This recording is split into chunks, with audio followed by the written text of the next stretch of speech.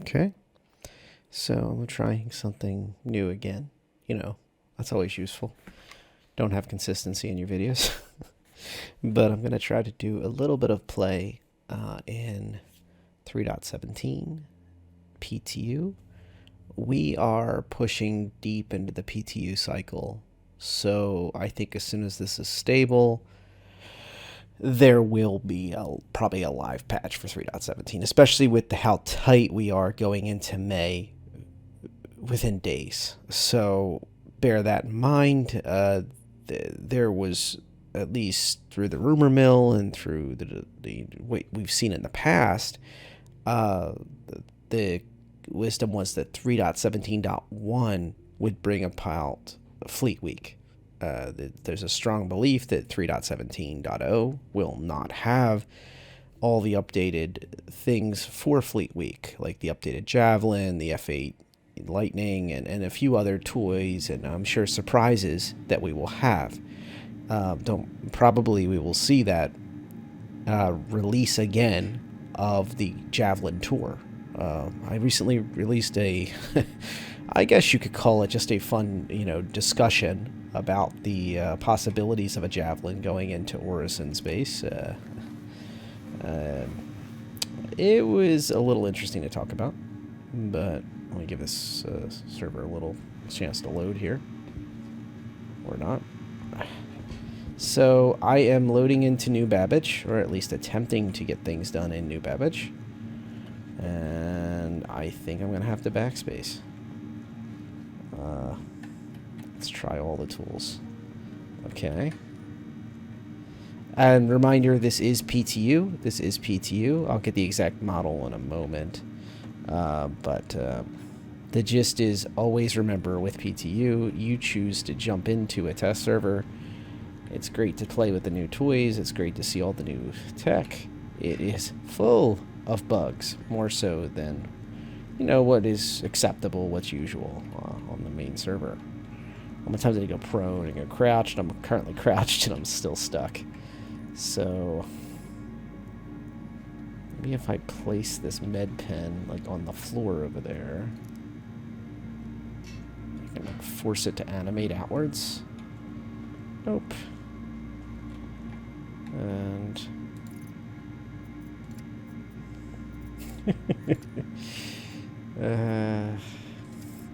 let's try prone first.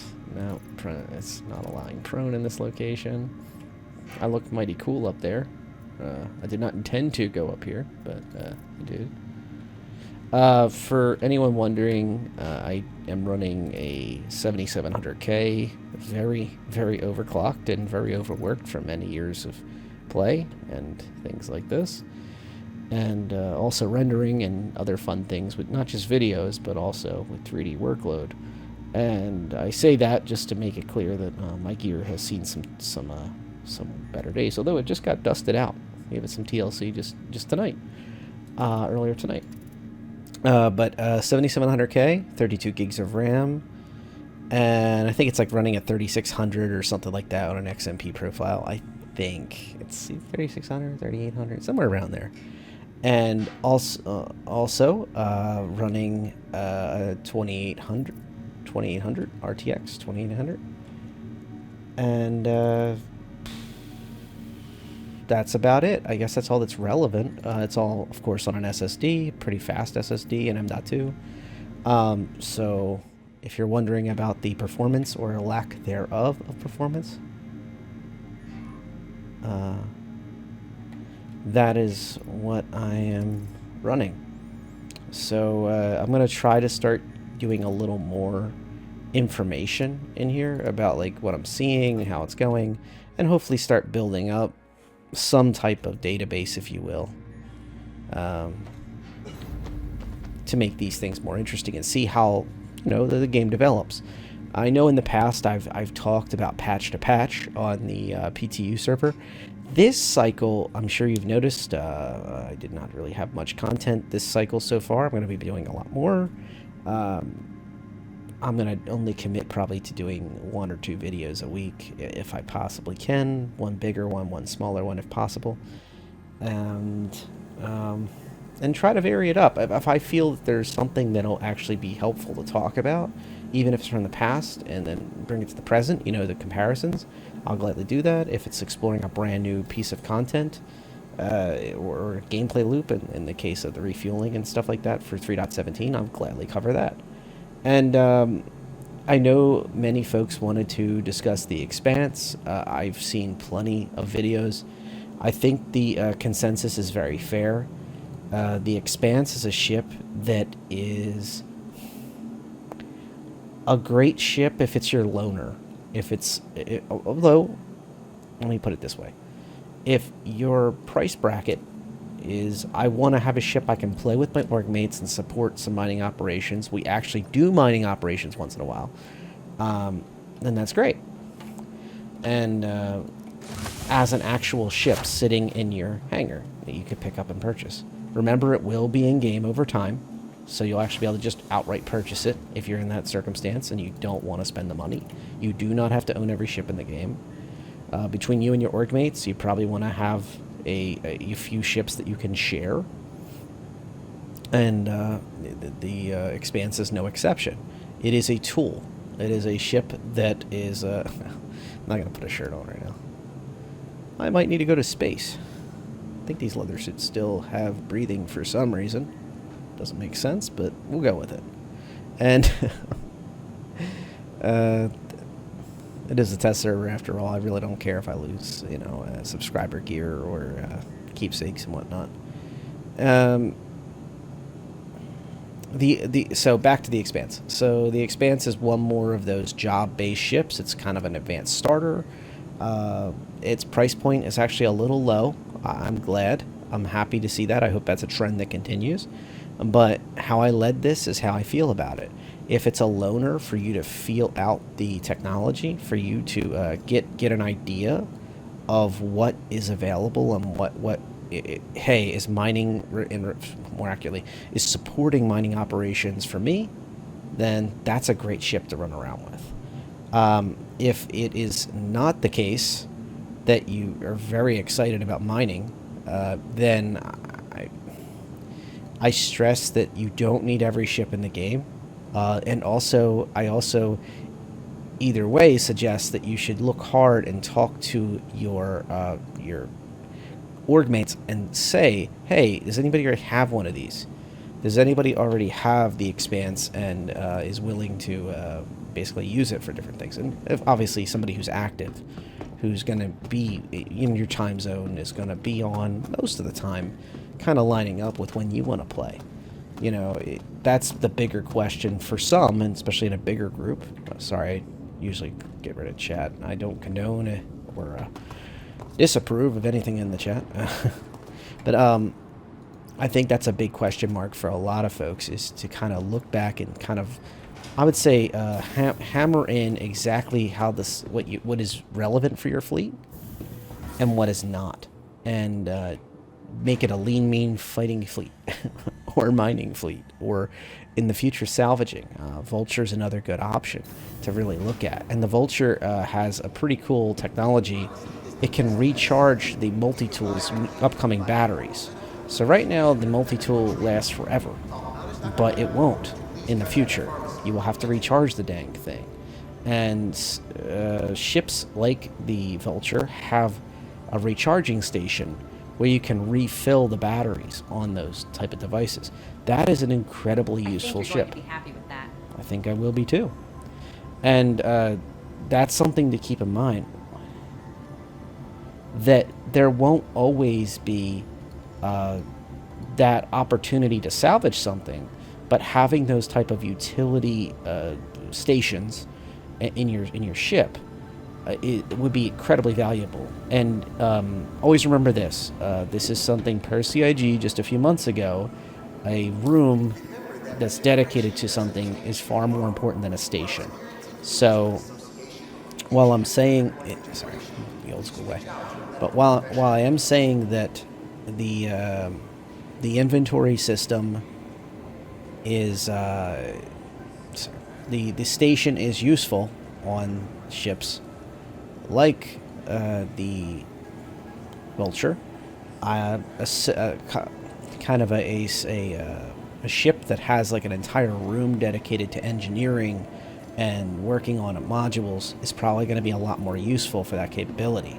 Like, for example, a Carrack, which is not even in the same class, it's not even in the same category, I can hear you saying.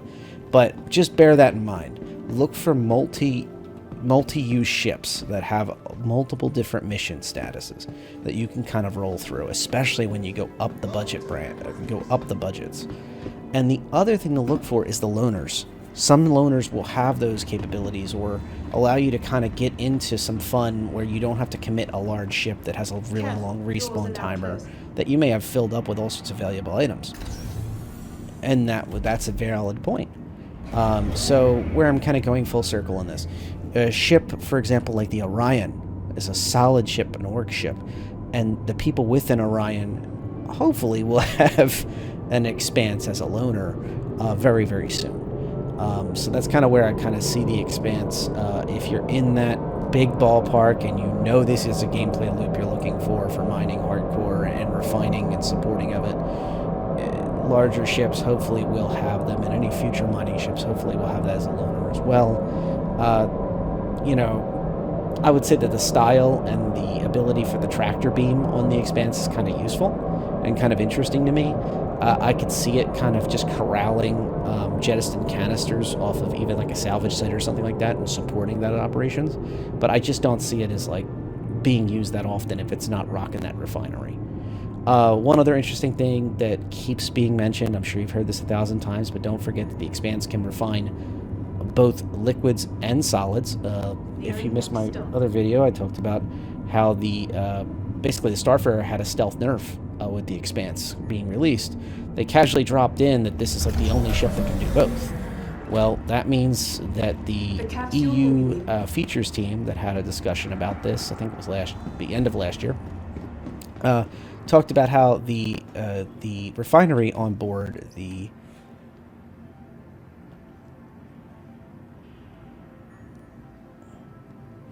on board the Starfarer and the Starfarer Gemini had the ability to do both different types of refining, but it needed a very sophisticated amount of precursors. So basically, you had to pick and choose which one you were going to do. You had to basically pick either liquids or solids, and maybe even specific kinds of those things. So if you're doing fuel mining, okay, and refining, okay, well, we're going to go mine with this technology, and then we're going to go over to the Starfarer, and the Starfarer is going to refine it, and then going to put it in its tanks, and then the tanks can, then the ship can refuel everybody. Great. Well, apparently that's the only kind it can do now. It can't do solids. So, you know, the other mission set where you could, we can switch the precursor chemicals out and ditch that fuel capacity or other liquids capabilities, and we're going to put in solids into those containers. And the different kind of containers, and we're going to have it refined there, etc., etc.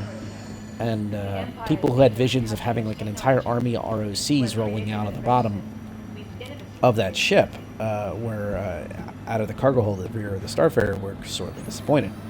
I'll be honest with you, I was one of those people that was planning to talk about that kind of thing. Let's kind of talk a little bit about where things are. Welcome to the ASOP Vehicle Retrieval System. I'm still loving the new ASOP. I'm loving this. It is slick, it is smooth, it is everything they promised. Except for the fact that virtually all my ships are missing. It is wonderful.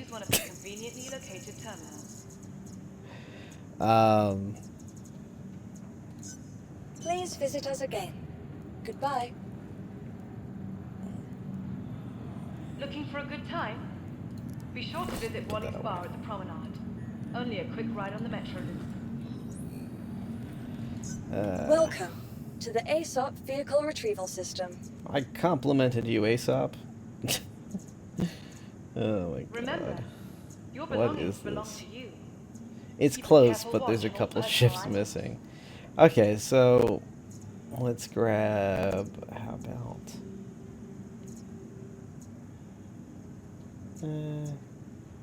Microtech.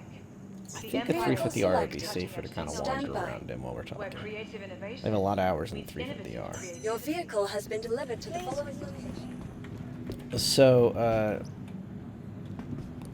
Let's talk a little bit about the latest patch. So we got, right now, if you're viewing this in the future, I'm kind of commenting by the point of 3.17.0 W PTU.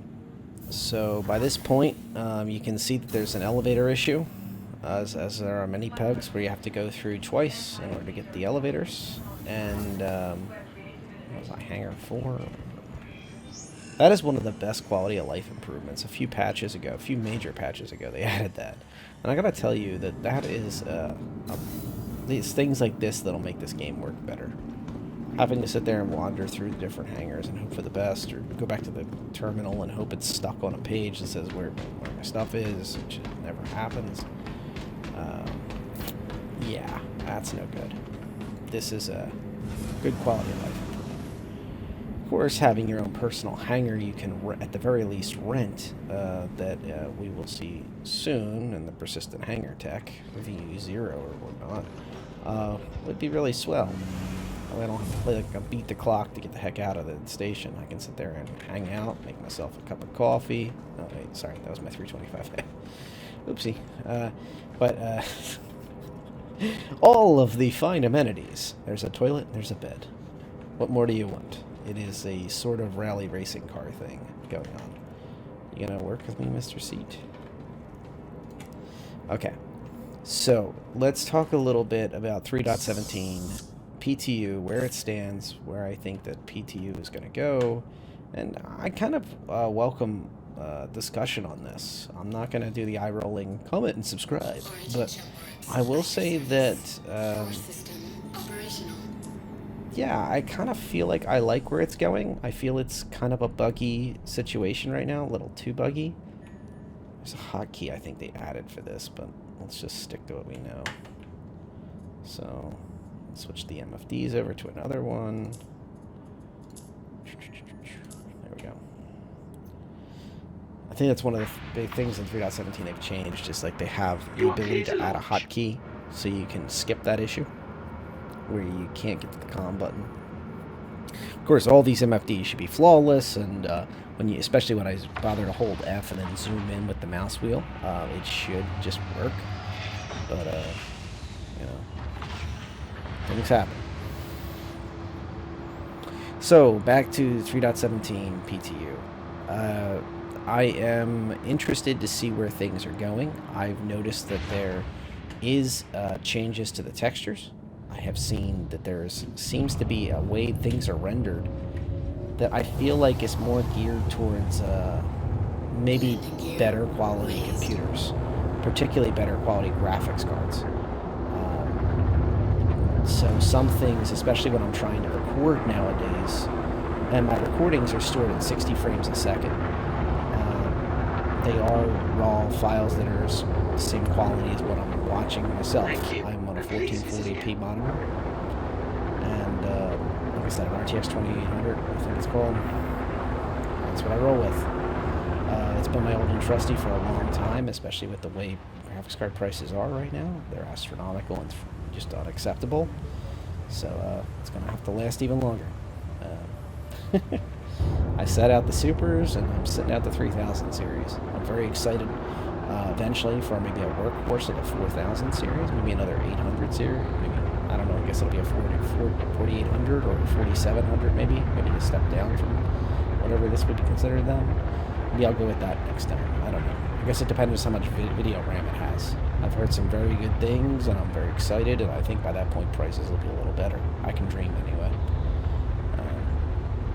I just found out something pretty crazy. I was doing some research on Intel CPUs, and the 12900 series, the K model, is coming down in price a little bit. And yes, AMD's right now really exciting. 5800 X3D just had a release, but apparently it's got a lot of teething issues, and it has heat management concerns, and it's not the huge virtual cache, unless I find out it does wonders for Star Citizen or does wonders for my CPU rendering intensive Sony Vegas rendering work I do this through editing and rendering through. I could really care less about the video RAM. I think a lot of games and systems or programs are designed to operate with less video RAM. I would be more curious about frequency and more cores, which of course AMD's got some really exciting stuff. I mean, I think we'll have to wait for the next gen of them and see what happens. Anyway, back to the 12900K, which is a pretty exciting, you know, for gaming and such, especially for its main cores. This one huge catch. Almost every single RAM stick for the DDR5, if you want a future-proof, that's what you'd go with, right? The brand new memory and such. Yeah, it tops out at 32 gigs. It's not supported. Make sure, if you're even considering it, go up and check the graphics card support pages and get the approved list. And you'll notice that the only ones that say 64 is like the lowest frequency clock. Like, you know, it goes up to like 6400 or something frequency. And then like the actual one that can do 64 gigs of RAM, DDR5 it is on those type of motherboards that can do DDR5 is like freaking 2300 or 2400, like whatever the heck the basic is before it goes XMP. It's really sad. So, you know, take my advice with a grain of salt about stuff like that. My limited little bit of research on it made me very concerned. But you may have more luck. Who knows? So we're kind of wandering into space, kind of chatting along. I'm kind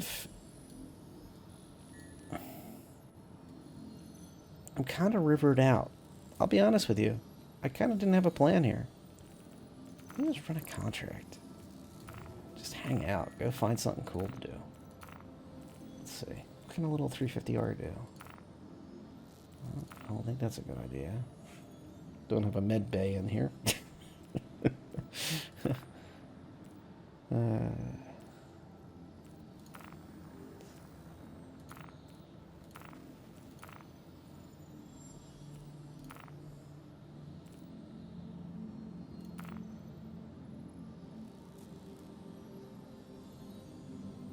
Cave on Microtech. Let's go find this guy. Sorry, Faith. Let's find her.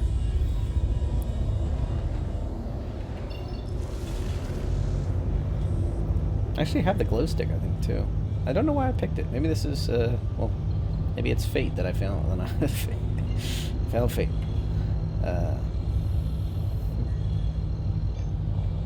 Oh, but yeah. She get the name right. Who knows? Maybe they fixed the AI and you have to talk to them. I have to remember their name. They don't trust you if you don't know their name. I don't know, but if I was freezing in the middle of a cave, I guess I wouldn't mind whatever somebody says to me.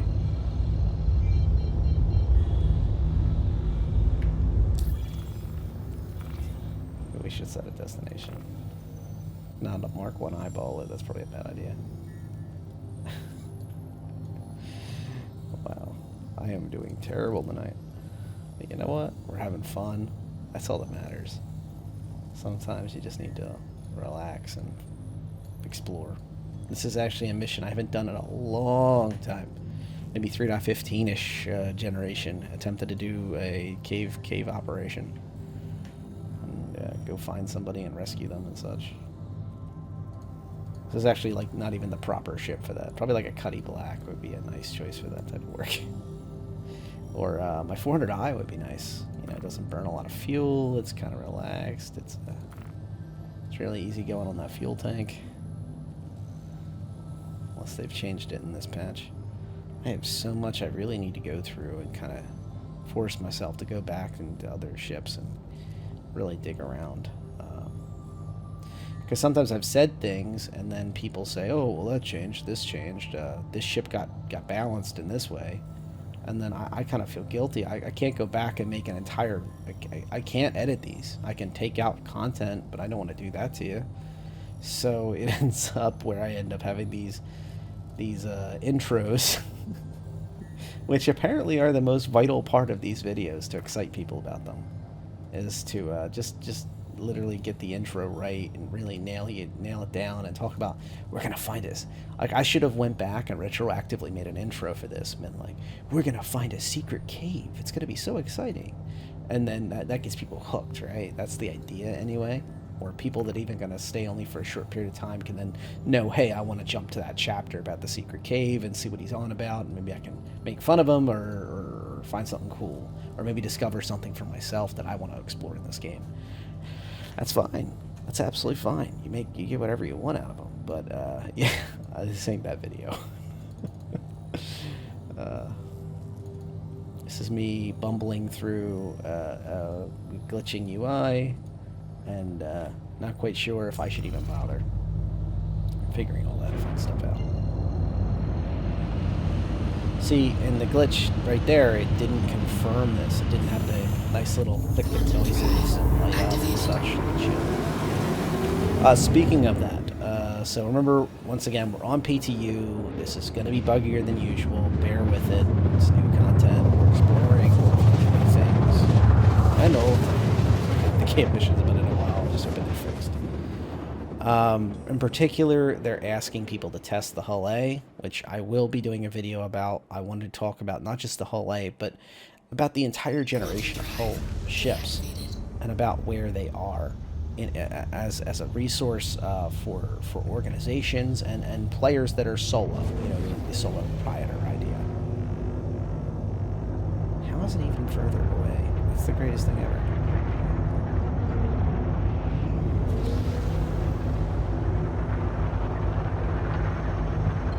It's on the other side of the planet now, isn't it? Somehow I went to the wrong side of the planet. Question mark? Let's go down there and find out. Either the kilometers are bugged, or it's on the other side of the planet. We're gonna find out. We're gonna find out really quick. I'm just slowing down. Wait, this is... It's kind of cool looking here.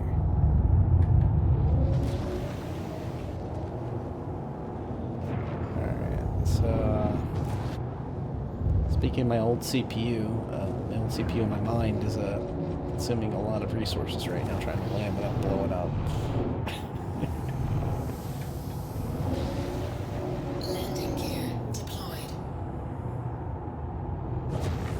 And I bring that up on some of my videos, not to brag about how old school and hipster it is or something to have an old CPU, but I bring it up more to kind of let people know, like, you don't need the latest and greatest to really enjoy this game. 32 gigs of RAM is the biggest improvement you can possibly do. I saw massive, massive improvements when I did that a long time ago. That looks terrible. This should be a pretty polished ship by now, I mean, honestly. I'm seeing like shuddering. It's not just on your video if you're watching this. It's not just the render or something. It genuinely is shuddering. Like, I mean, it's almost this is really bad. And so back to 3.17. Our friend Sylvan, who I'm going to put a video at the end here that talks about VR. And Sylvan CIG is like the beacon and the light for that type of stuff. He is a big VR fan, just like myself and many others in the community. And Sylvan is basically on the engine team. And he put out a very interesting post. I'm going to link below and whatnot, so you can see it in his own words. And I'll also put it up on the screen, I guess. But the gist of it is there is Generation 12 tech going in this patch right now, and it's the first big milestone for Gen 12 and 3.17. Or in general, it's the first big milestone in general, where bushes and all objects scattered on planets and asteroids now run through Gen 12, which doubles the render thread performance for these kind of objects. And what's also mentioned is that he says that it has no bearing on frames per second at this time. I think that's kind of a hedging their bets thing, because I feel like while they are just phasing themselves in and out of existence right now because they're ironing out the kinks, I'm sure they'll iron that out. And Gen 12 is the way of the future. With this technology, we'll be able to have everything in the game eventually on Gen 12. And that is the big stumbling block for VR. Sylvan has said himself, I'll put that photo up if I can dig it up, with all his old posts on Reddit, that the Gen 12 is the big push right now, and he intends to advocate once Gen 12 and Vulkan integration are complete and everything is over and hunky-dory with those technologies, he will be pushing for VR heavily to start seeing where that's going to go. And who knows how much pull he has, but it's always great to see an advocate for the VR community. I think that VR would be a major push. Not everyone is into, but I see it a lot like HOTAS folks and people that want that type of space simulation feel and look to get just right. It's kind of in the same category. Not everybody who's in the game is looking for that feel, that look, that capture of a dogfight simulator in space with full support for all these different inputs. But those that do, it matters greatly to.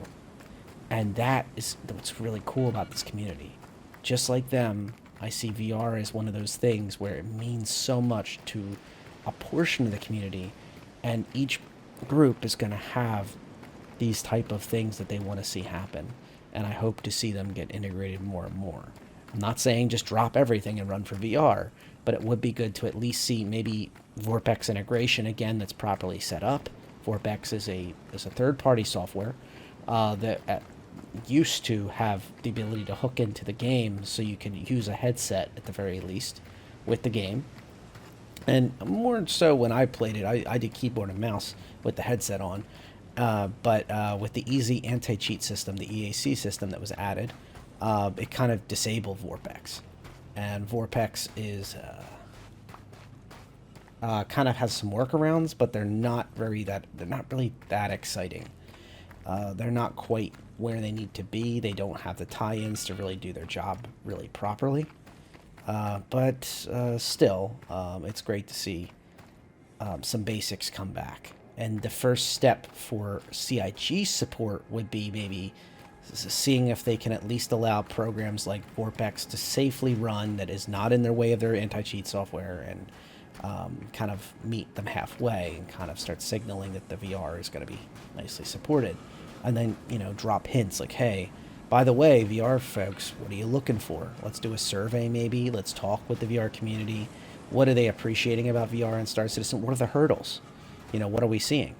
Like I'm literally looking at these rocks phase out of existence. Things like this will happen in VR that will not happen in the regular game.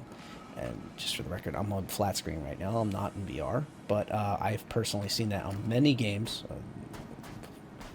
3 or 4 different games that support VR and flat screen at the same time, where they have serious issues. One of them was like literally the water looked like a piece of plastic essentially, because the one pattern that they were using was not able to be stereographic. I'm sure I'm butchering that. But basically, when you put it into 2 things to make it feel like it's 3D, it wasn't supporting that properly. It was more tuned for a single screen where the user experiences it through that. Because VR is essentially 2 screens put next to each other. Even if it's one big screen, they kind of act as separate ones, independently. At least simulate that. So, okay, sorry, I went off a little bit on VR there. Back to Gen 12, the real technology that's kind of... There's a storm here. I should get back to the ship. So, what's interesting here is the rocks actually do have... the rocks actually do phase into existence. My graphics, when I'm in first-person view. Man, this is just... The frame rates are really tanking. But they do exist no matter what. You can see the physics here. Watch this. I can jump right on this run.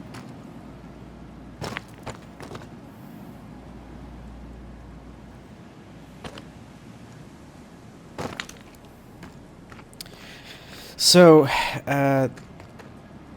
yeah, Gen 12, improvements on the main thread will be seen directly on your FPS as long as you are not GPU bound.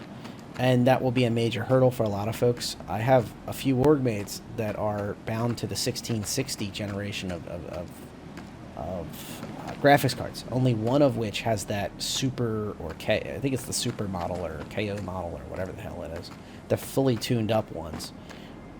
Back a long time ago, NVIDIA went and took a lot of their cores that didn't make it for the 70 series, the 80 series, etc., and they tuned them down for the 60 series, and they would put them into these rare cards that were like the KO and all these cool names, the super version of the 1660, I think it was, the 2660, I don't know, but the gist is that those cards are great for folks that are looking to play a game like this and really eke out them, really push the limits of such a card and not bottleneck their system too much and still be able to game on a budget.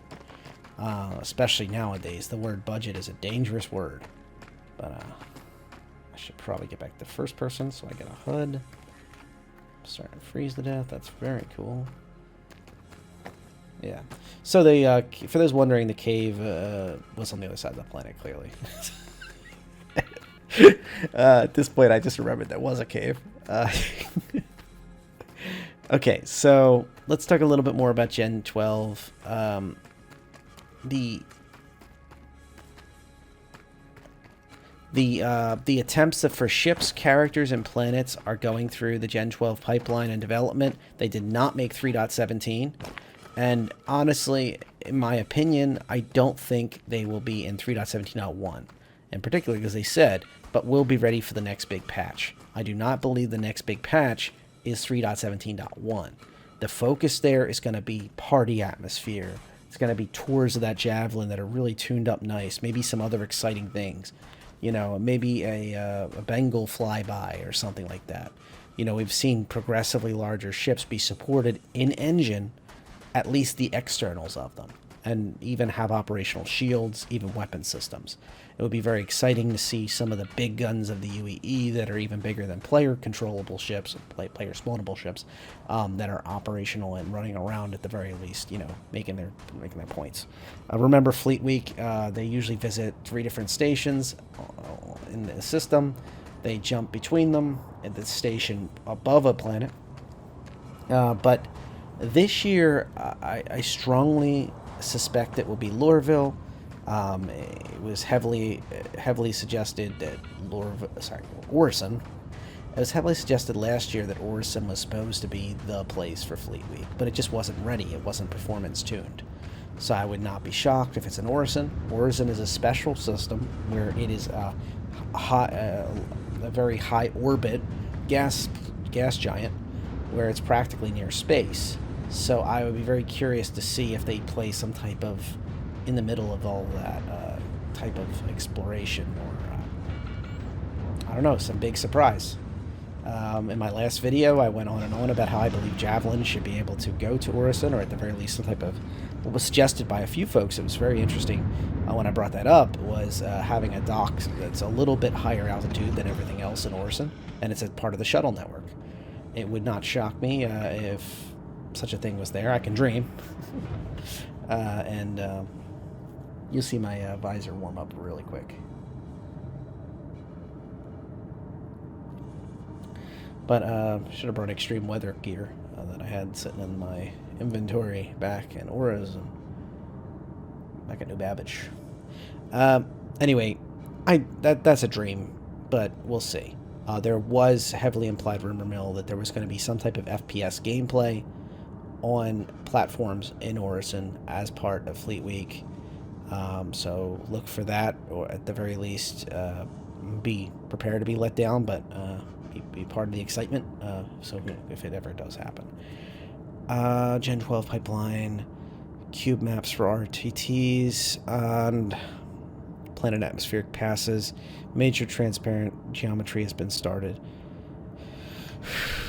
Yeah, so there's a lot to go through for Gen 12. I wouldn't mind doing a whole video just analyzing it, but please, please, please go below, grab the link, even if you can just need to pause this video or skip the video or something, to see, because the future of this game is in Gen 12. Seeing any type of progression and why these rocks are flashing matters. Doesn't matter that they are just flashing. It matters that there's a reason they are flashing. Look at that ice.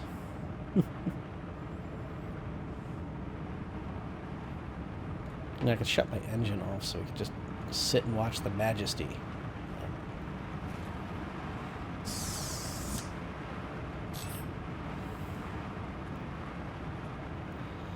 of this ship.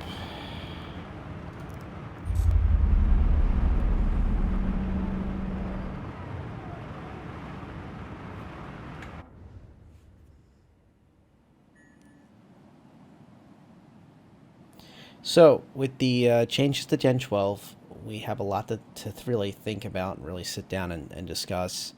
Like I said, a whole nother video could probably be done about the work being done by Sylvan and Christopher Bolt. It should be really interesting. But, like I said, for now, grab the link, see it straight from Sylvan. And if you're looking for VR content, he's a beacon of light. I'm telling you. I have faith that he will advocate for VR, and I'm sure there's other folks at CIG that are excited about VR, and hopefully will keep that torch alive and get it moving. At the very least, some basic level of integration where you can wear a headset with a keyboard and mouse or a controller or HOTAS and really start rocking that at the very least. I talked about that in my video, which I'll have at the end, about the VR tech and speculation about how that would be put in and how it can work. And the discussion was baby steps. Start with the headset. Use inputs that are basically, the same type of thing that ED did.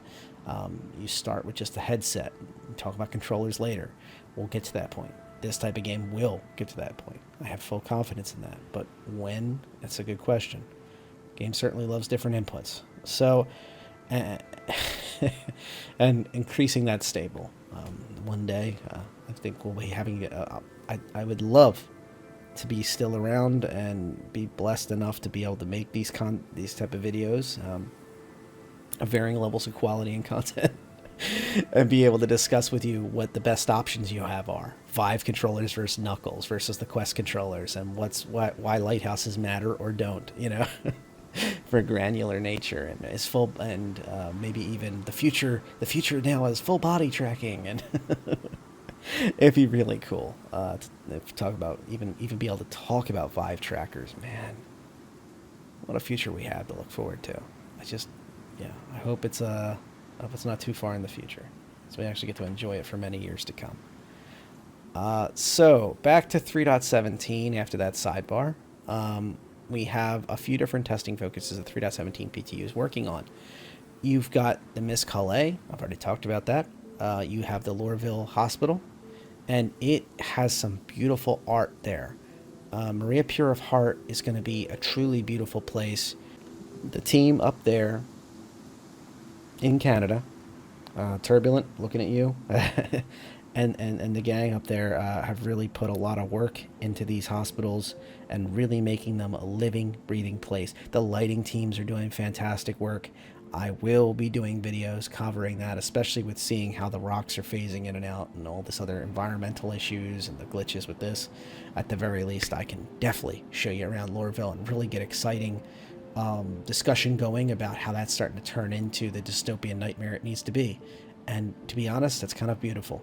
It's also the home to one of my characters on the machinima over on Ash's channel, Divisions. So anytime I can get back to Hurston's homeland, that's a pretty cool thing. So, yeah. So, the river technology is on Microtech. I bet you thought I was going to take you there tonight, but it's not looking that way. It is about 422 kilometers away from Microtech.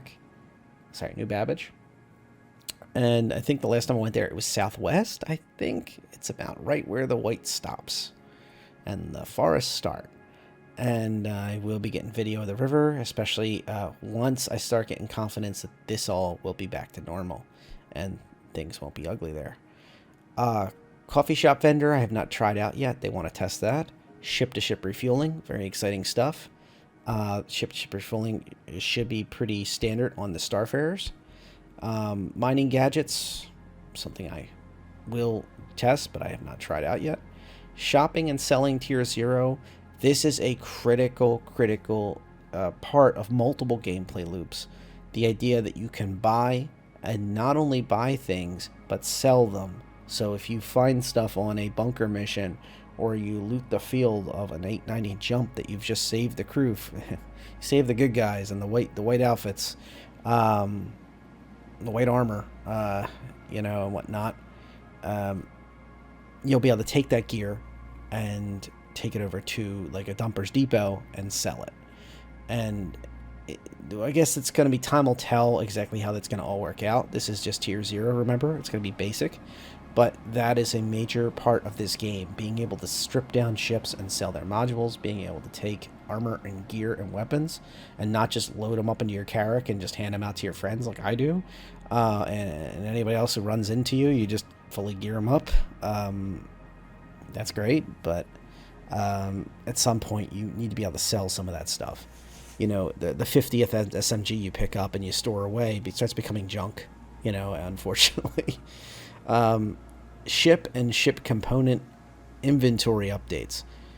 I will say that there's a whole bunch of glitches and fixes that they've done on ships. I'd like to do a video just covering that, so I'm going to skip that for now. Player entry updates, and also they're focusing on DNA head textures updates. Now, I would say that one of the busier things to note here is kind of looking at where things are not being talked about. The Expanse is not on this list. It is not a ship that's in game at this moment. And I think we'll really see some exciting stuff come out with the Expanse ship. In general, that entire gameplay loop of refining tech in the field is essential. And being able to skip the cost of working out of a refinery at the station, and be able to subsidize it your own work is great.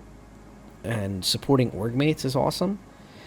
Being able to take an ROC full of goods and trade them in, or in general, take a prospector and really roll along with your Expanse, your buddies in a prospector, and maybe even trade places once in a while, EVA between each other. Who knows? The ideas are endless. I spoke before about having a mole in support of an Expanse, especially because the mole crushes up its ore pretty high, and it seems like that's going to be a little too big for the Expanse looking into it now. And I'm still curious about the scaling. Can one Expanse handle 2 prospectors worth of goods, or is it going to be overwhelmed? And it just might be, especially when there's belts that are going to be pretty large, where you can just operate endlessly over those belts. When people have to move around in Atmo, or should I say on a moon, where they have to move between clusters of goods, it might be travel time there, where you can have one prospector out mining while the other one is coming in to deliver something and dropping off its bags and getting empties, etc., etc., etc. And the Expanse may be able to do something interesting there. But in places where you can really just sit on a belt and just chew on it, like in the future, I don't think an Expanse. It'll be more about just raw efficiency, and larger ships will be available. Larger ships will do the job, and that's it. That's simple. So that's kind of the fully. I would say like the extreme high speed, low drag kind of discussion here that I've kind of snuck in on this barely even a gameplay video. But I would say that have faith, stick with it. If you PTU is currently open to all backers, and if you are excited about PTU and you are willing to jump into what you've just seen and willing to really check it out, please do so, and please test, and don't forget to put in your information to the issue counts if you have any issues that you come across. That's important. If you are not so ardent and willing to put up with these issues, wait. Stick on live. Don't forget, there will not be, as far as we've got no information, there'll be a long-term persistence wipe. So whatever you generate is UEC wise, or whatever ships you buy, you'll keep. So when the new patch comes out, you'll have them. So just bear that in mind. The PTU steps, I'll add the video on my guide on how to get into the PTU at the end of this video as well. And in that video, it's very simple. But the gist is, if you're a self-starter and you haven't been on the PTU and you want to know how, there is a drop-down menu in your loader on the top left corner where it says live. You hit the PTU. And on the website, you go onto the official site through the launcher or through the regular website browser. And in your account, top right corner, you click on your name, you go to the account, and then you go to public test server. It's like usually it is again a green color or yellow color. It's like different than everything else. You click that and you hit copy account to the PTU. Do not worry, your account will not be in jeopardy. You won't lose your live account. You won't lose any progress. It literally takes a snapshot of exactly what you are on the live server right now. So if you are going to buy a ship and you want to test it, keep that in mind. You're going to want to copy that later, or because they don't want you copying constantly. But if you did make a mistake, I'm sure they won't mind you making one more copy, and moving that goods over to the PTU. And the beauty of the PTU is what happens on the PTU stays on the PTU. New patch comes out, everything's gone. It's like everything that isn't yours is gone. It just goes like that. So you can use your subscriber gear and not have to worry about having to do a character reset or anything. Just hey, the new patch came out. Cool, all my stuff's back. Usually there is a lot of funds. I don't usually rock this much UEC just sitting on my account. If you note, that's 15 million UEC. I could go and buy one of those fancy A2s that are now sitting in a shop right now. I could buy a few other different kinds of ships. But I'm busy hanging out watching these ice cracks and fractures and storms and such move through to be able to talk with you fine folks, because that's what matters to me right now. And so once again, have some patience, have some faith. There will be a flurry of work being done on the PTU, especially when we're talking about, we're going into, I'm filming this on very early on April 23rd for me. And, we're talking about, late May. They're going to have everything lined up, completely ready to go for Fleet Week. And no matter how much they try to hide things need to be tested. And this stuff needs to be rock solid and stable with all that crowds. Also remember, when it comes to the Fleet Week and the Alien Week right afterwards, there is some very exciting ships for sale, new and old. I wouldn't be surprised if there was a few surprises. Remember, you don't have to play Pokemon. This is not catch 'em all. Think carefully about your ships this year. Think about what ships you really need to pare down to, and maybe new ones that you can upgrade to through CCUs. Think carefully about what you really need for the I would call it the near term future, the next year or two. What is going to be really fun to play, and what is going to be great for your org mates to play with. The ones especially you click with and you're in the same time zones. You can sit there and talk to each other. If you all talk to each other and you all have a Polaris, there's gonna be there's gonna be some headaches unless the loners are really solid to kind of gel well together with.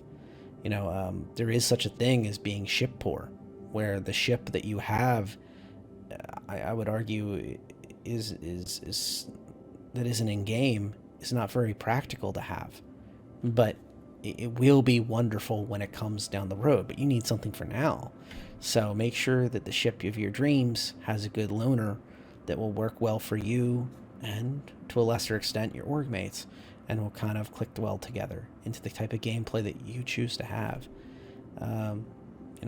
I chose tonight to go sit on a pile of rocks, and I'm happy about it. I gotta tell you, my blood pressure's at the lowest level it's been in a long time, just hanging out here. And thanks for sticking with me. I think I'm gonna call it here, and I'm gonna try to do some actual structured videos coming up very soon.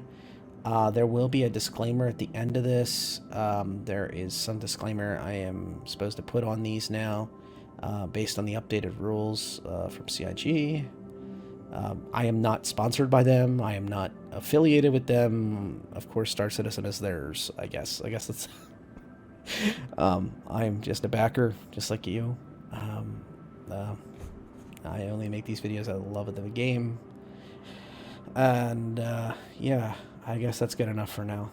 I'll do a full-on thing, I guess, in the next video with the updated little disclaimer that I will be putting on videos in the future. So please, when you see it, don't think I've sold out. I make nothing off of these. I appreciate the feedback, and don't hesitate to poke me if you want to fly together. I always am down to go find some new adventures, though sometimes I do record for YouTube, and I will warn you about them. All right, that does it for tonight. Fly safe, everyone, and have a wonderful, safe weekend.